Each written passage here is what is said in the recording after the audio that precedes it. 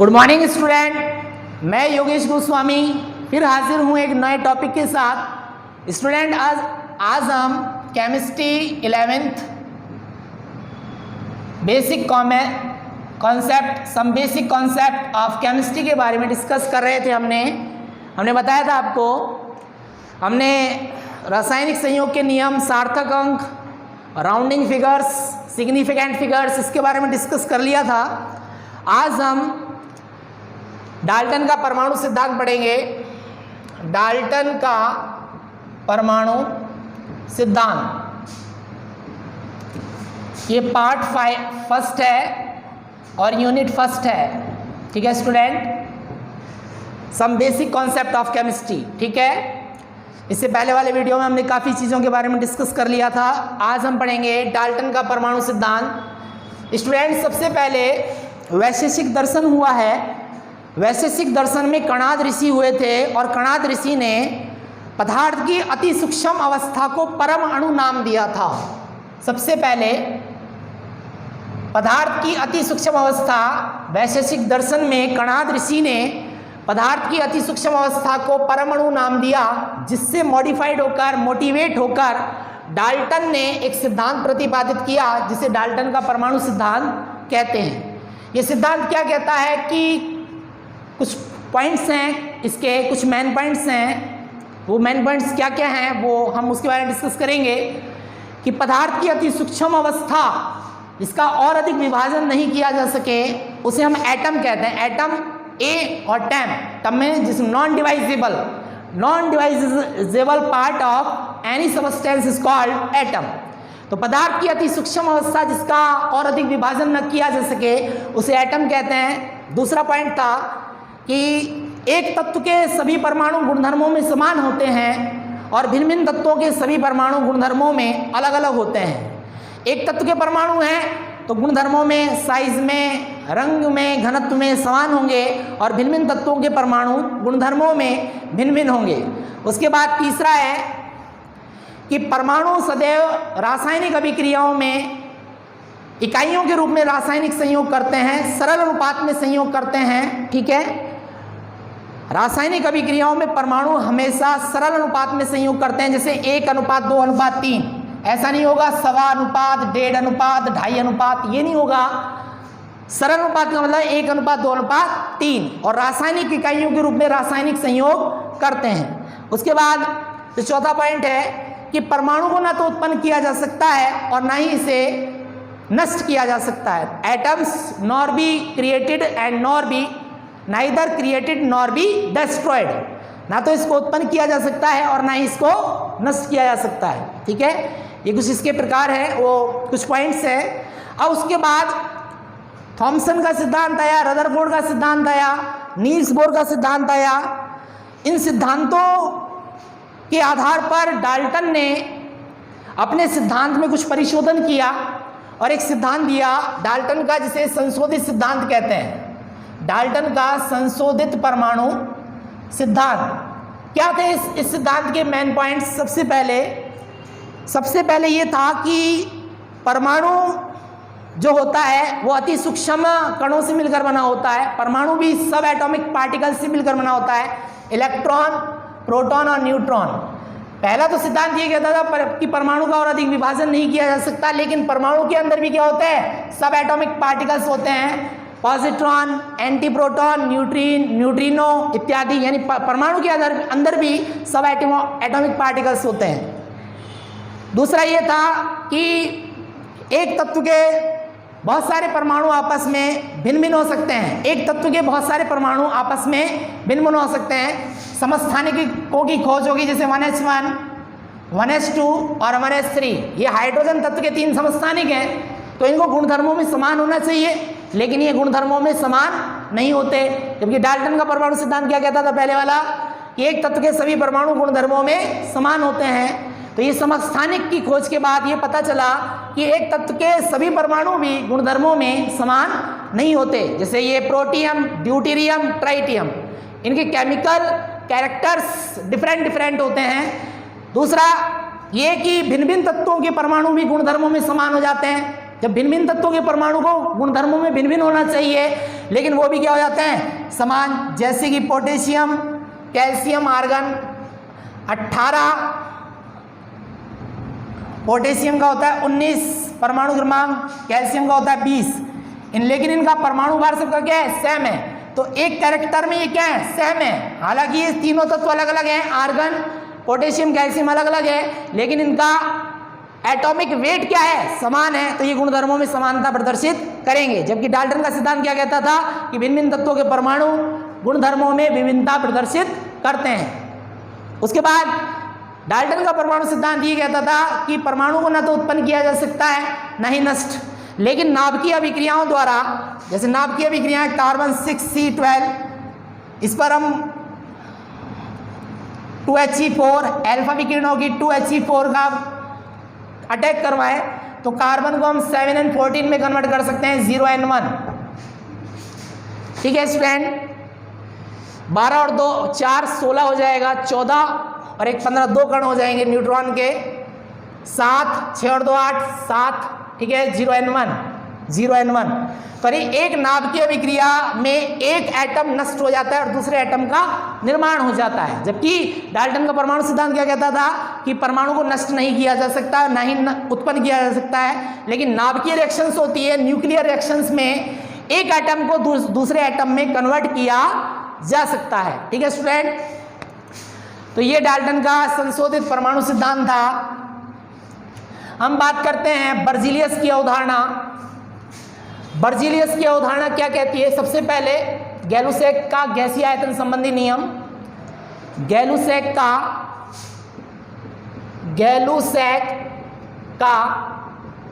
गैसीय आयतन संबंधी नियम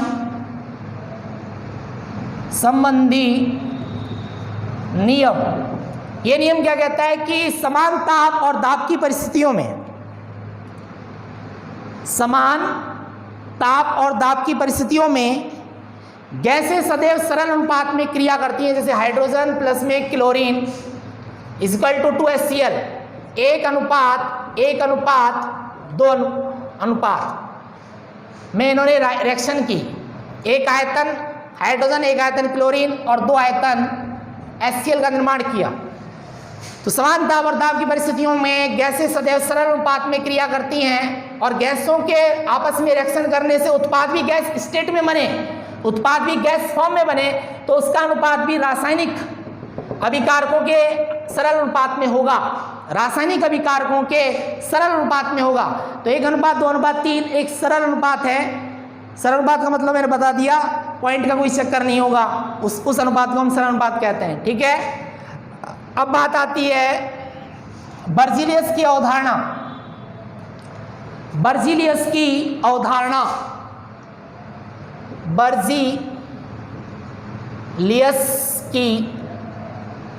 अवधारणा,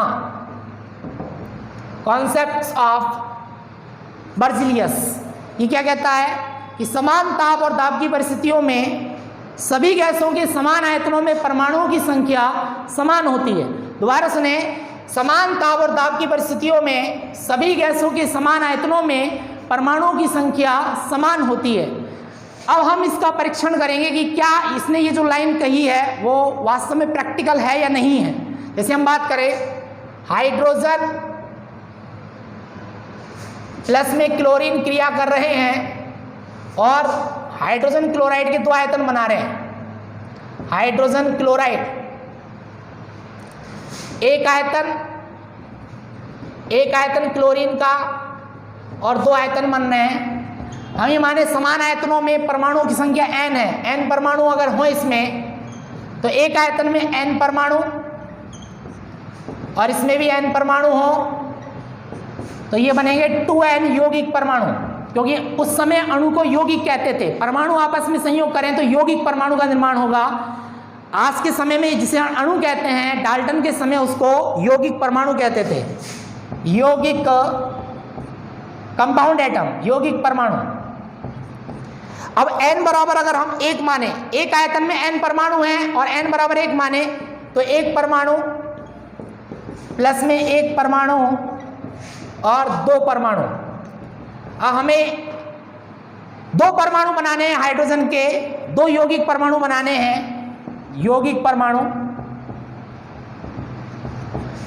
तो एक परमाणु क्लोरीन का, एक परमाणु हाइड्रोजन का लेना पड़ेगा। और अगर हमें इसका एक यौगिक परमाणु बनाना है तो आधा परमाणु इस क्लोरीन का और आधा परमाणु हाइड्रोजन का, जो कि पॉसिबल नहीं है। डाल्टन के परमाणु सिद्धांत से अपोजिट बात है, क्योंकि डाल्टन ये कहता है परमाणु का विभाजन पॉसिबल नहीं है, परमाणु को आधा नहीं किया जा सकता। तो ये परिकल्पना बर्जीलियस की क्या होती है, इनवैलिड होती है, रिजेक्ट हो जाती है, क्योंकि ये डाल्टन के परमाणु सिद्धांत को फॉलो नहीं कर रही, डाल्टन के परमाणु सिद्धांत का खंडन कर रही है। ठीक है स्टूडेंट। अब यहाँ पर आवोगाद्रो नामक साइंटिस्ट हुए, उन्होंने एक अवधारणा प्रतिपादित की जिसे आवोगाद्रो की परिकल्पना कहते हैं। बस उन्होंने परमाणु के स्थान पर अणु कर दिया। क्या डेफिनेशन दी आवोगाद्रो की परिकल्पना की कि समान ताप और दाब की परिस्थितियों में सभी गैसों के समान आयतनों में अणुओं की संख्या समान होती है, न कि परमाणुओं की संख्या। तो जैसे इससे हम इसका टेस्ट करते हैं प्रैक्टिकली, ये बात ठीक है या नहीं, इसका परीक्षण करेंगे। तो हाइड्रोजन का एक आयतन, क्लोरीन का एक आयतन, 2 हाइड्रोजन क्लोराइड के 2 आयतन बनेंगे। अब हम यहाँ परमाणु की जगह अणु लेंगे, क्योंकि जो गलती बर्जीलियस ने परमाणु को शब्द लेकर की थी उसका संशोधन कर दिया आवोगाद्रो ने, अणु ले लिया। एन अणु, एक आयतन में एन अणु हो, एन अणु, तो यौगिक आवोगाद्रो ने अणु के बारे में बताया, तो यहां अणु हो जाएगा n बराबर 1 हो तो एक अणु है क्लोरीन का और 2 अणु बनेंगे HCl के। ठीक है, हमें 2 अणु बना रहे हैं तो एक अणु क्लोरीन का, एक अणु हाइड्रोजन का लेना पड़ेगा, और एक अणु हमें बनाना है, आधा करना है, तो हमें इसका आधा आधा कर देंगे। आधा अणु क्लोरीन का और आधा अणु हाइड्रोजन का, जो कि पॉसिबल है, क्योंकि जब हाइड्रोजन के एक अणु में 2 परमाणु होते हैं तो आधे में कितने होंगे, 1 परमाणु होगा, जो कि पॉसिबल है, जो कि डाल्टन के परमाणु सिद्धांत का समर्थन करता है। ठीक है, क्योंकि जब एक अणु में हाइड्रोजन के 2 हैं या एक क्लोरीन अणु में क्लोरीन के 2 परमाणु हैं तो आधे में कितने होंगे, 1 परमाणु होगा, तो परमाणु का विभाजन नहीं हुआ। तो ये अवधारणा ठीक है, बिल्कुल वैलिड है, क्योंकि ये डाल्टन के परमाणु सिद्धांत का समर्थन करती है। ठीक है स्टूडेंट, ये आवोगाद्रो की परिकल्पना थी। अब हम आवोगाद्रो परिकल्पना के एप्लीकेशंस पढ़ेंगे। सबसे जो पहला एप्लीकेशन है कि गैसीय तत्वों की परमाणुकता ज्ञात करना, पहला एप्लीकेशन आवोगाद्रो परिकल्पना का फर्स्ट एप्लीकेशन, गैसीय तत्वों की एटोमाइसिटी, परमाणुकता ज्ञात करना, परमाणुकता ज्ञात करने में, गैसीय तत्वों की परमाणुकता ज्ञात करने में। जैसे हाइड्रोजन और प्लस में ऑक्सीजन ये आपस में मिलते हैं तो ये जल बनाते हैं। हम जानते हैं H2 प्लस में O2 is equal to 2H2O, 2 hydrogen के 2 आयतन, ऑक्सीजन का 1 आयतन और जल के 2 अणु बनते हैं। तो यहाँ पर हम ले लेंगे 2 आयतन, यहाँ ले लेंगे 1 आयतन ऑक्सीजन का मिलेगा, तो 2 आयतन बनेंगे जल के। अब माने कि 1 आयतन में n अणु हैं, तो 2 आयतन में 2 अणु, 2 आयतन में, जब 1 आयतन में n है तो 2 आयतन में 2 n अणु, और यहाँ पर 2n अणु। n बराबर 1 हो तो 2 अणु, 1 अणु ऑक्सीजन का और 2 अणु जल के।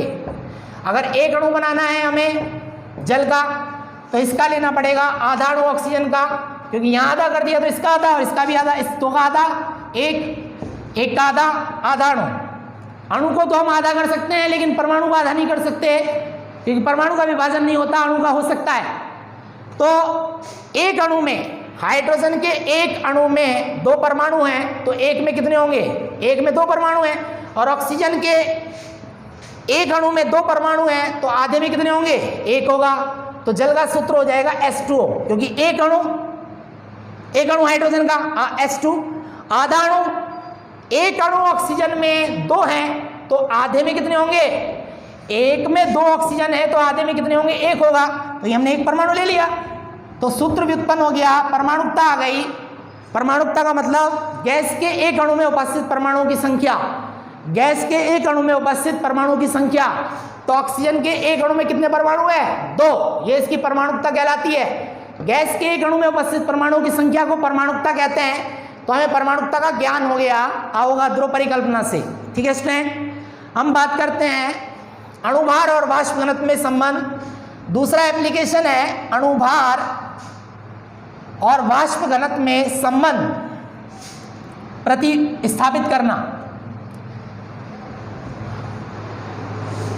क्या होता है स्टूडेंट, अणुभार और वाष्प घनत्व में संबंध और वाष्प घनत्व में संबंध। वाष्प घनत्व क्या होता है स्टूडेंट, सबसे पहले इसको समझेंगे। वेपर डेंसिटी शॉर्ट में वीडी कहते हैं। किसी गैस के निश्चित आयतन का भार बटे हाइड्रोजन के उतने ही आयतन का भार। किसी गैस के निश्चित आयतन का भार बटे हाइड्रोजन के उतने ही आयतन का भार, समान आयतन का भार के अनुपात को आयतन का भार। दोबारा सुने, किसी गैस के निश्चित आयतन का भार बटे हाइड्रोजन के उतने ही आयतन के भार के अनुपात को वाष्प घनत्व या वेपर डेंसिटी कहते हैं। इसको हम ऐसे लिख सकते हैं, गैस के निश्चित आयतन में n अणु हैं, तो गैस के निश्चित आयतन या में n अणु हैं, तो गैस के n अणु का भार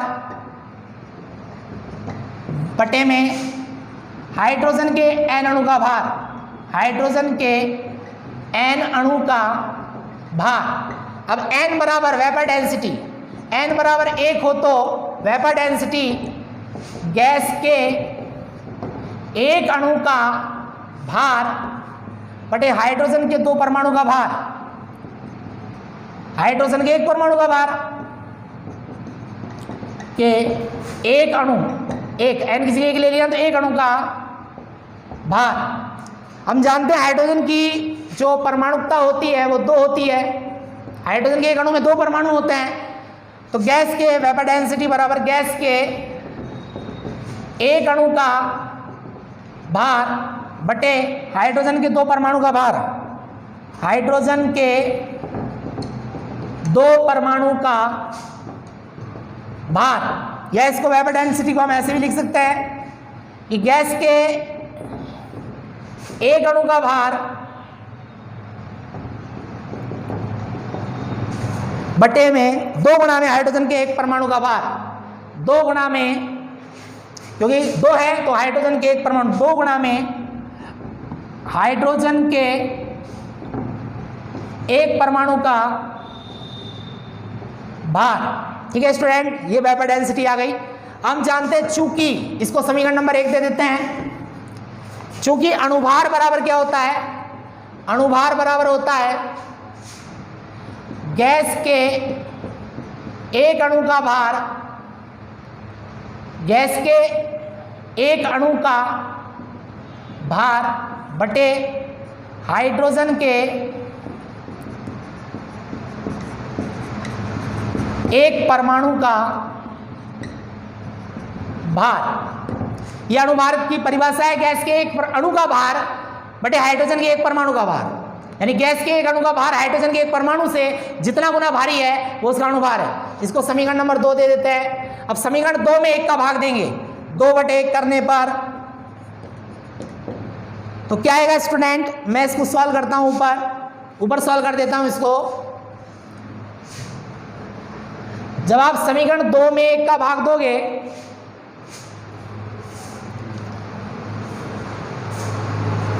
समीकरण 2 में 1 का भाग दोगे तो ये आ जाएगा अणुभार बटे में वाष्प घनत्व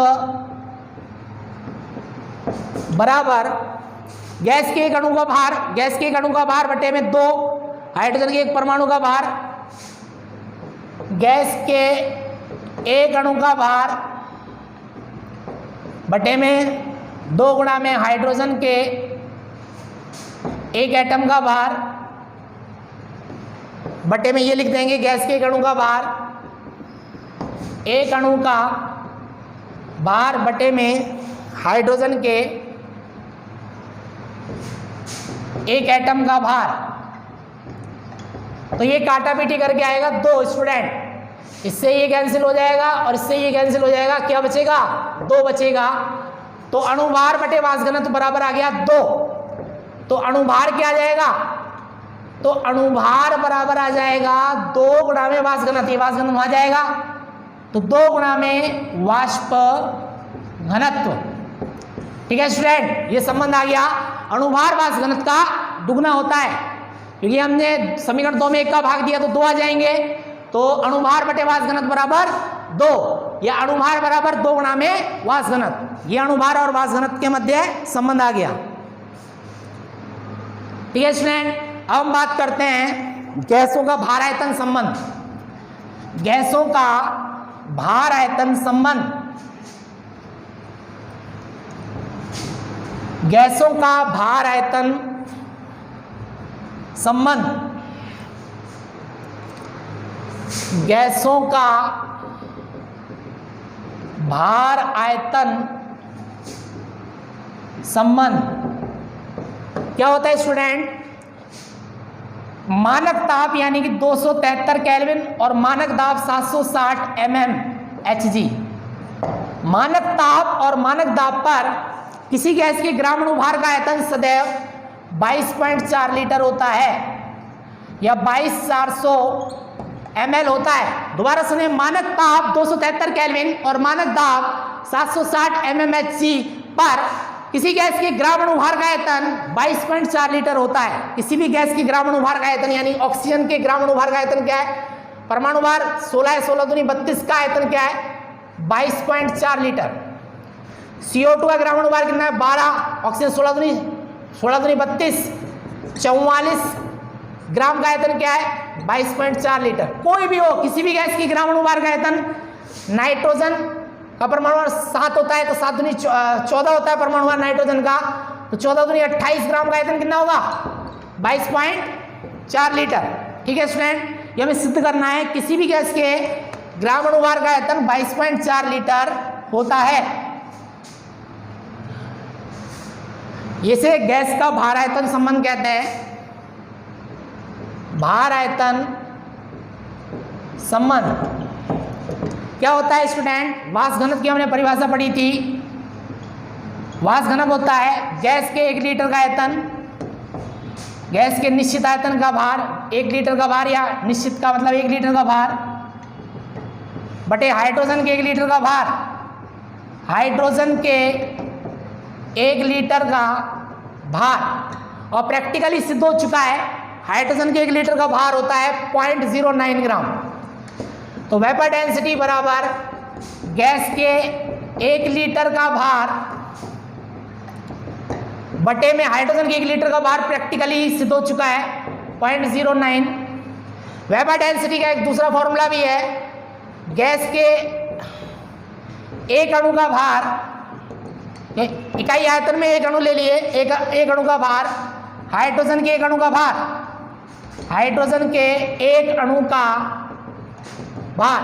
हम ये जानते हैं कि हाइड्रोजन के 1 अणु में 2 परमाणु होते हैं, तो इसको ऐसे लिख सकते हैं वेपर डेंसिटी को, गैस के 1 अणु का भार बटे में 2 गुणा में हाइड्रोजन के 1 एटम का भार, हाइड्रोजन के 1 परमाणु का भार, क्योंकि हाइड्रोजन के 1 अणु में 2 एटम होते हैं, तो 2 गुणा में हाइड्रोजन के 1 एटम का भार, इसको ऐसे लिख सकते हैं।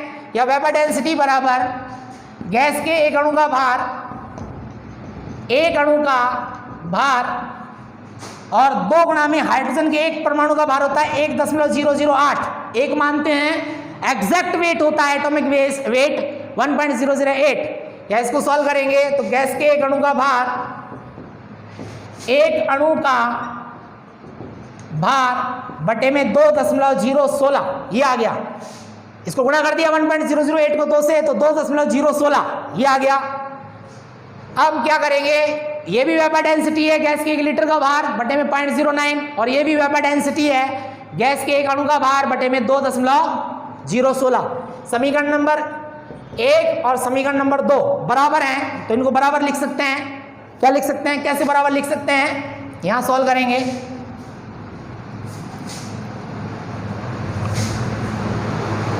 कैसे सॉल्व करेंगे, हमारे पास है गैस के समीकरण 1 और समीकरण 2 को मिलाने पर गैस के 1 लीटर का भार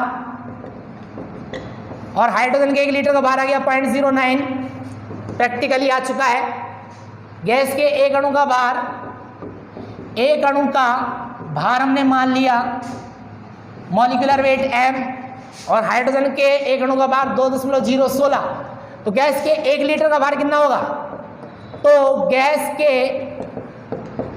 1 लीटर का भार ये बराबर होगा, ये वहां चली जाएगी टर्म गुणा में m गुणा में 0.09 2.016, ये हो जाएगा इतना ग्राम। गैस के 1 लीटर का भार, ये टर्म वहां चली जाएगी क्या गुणा में। गैस के 1 अणु का वेट जो है मॉलिक्यूलर वेट है m अपॉन और ये 2.016 और ये वाला यहां आ गया 0.09। या इसको आगे सॉल्व करेंगे। गैस के 1 लीटर का भार आ चुका है, गैस के 1 लीटर का भार आ गया इतना ग्राम, या इतनी ग्राम गैस का आयतन कितना है 1 लीटर। उल्टा कर दो इसको, या m गुणा में 0.09 बटे में 2.016 ग्राम गैस का आयतन, उल्टा कर दो, का आयतन बराबर 1 लीटर, या 1 ग्राम गैस का आयतन कितना होगा, इसको इसमें बटे में ले आएंगे। 1 बटे में m गुणा में 0.09 बटे में 2.016 ऊपर ले जाएंगे इस टर्म को, और m ग्राम की बात है, m ग्राम अणुभार में का आयतन कितना होगा वही हमें सॉल्व करना है। गैस के ग्राम अणुभार का आयतन कितना है, या m ग्राम अणुभार का मतलब मॉलिक्यूलर वेट, तो ये ऊपर चली जाएगी टर्म 2.016 m गुणा में 0.09 और गुणा में m से m खत्म, 2.016 में 0.09 का भाग दोगे तो ये आ जाएगा 22.4 लीटर या 22,400 ml, क्योंकि 1 लीटर में 1000 ml होते हैं, तो 22,4 लीटर 22.4 लीटर या 22,400 ml। तो गैस के m ग्राम अणुभार का आयतन कितना आ गया स्टूडेंट, 22.4 लीटर। ठीक है स्टूडेंट, आज की वीडियो हमारी यही समाप्त होती है। आशा करता हूँ जो बातें समझाई गई होंगी समझ में आई होंगी, और अधिक जानकारी के लिए चैनल को सब्सक्राइब कीजिए, बेल आइकन को दबाइए, जो वीडियो डालता रहूँ आपके पास पहुँचती रहें। कमेंट कीजिए ये वीडियो कैसा लगा, प्रॉब्लम्स को कमेंट बॉक्स में डालिए। Thank you so much student.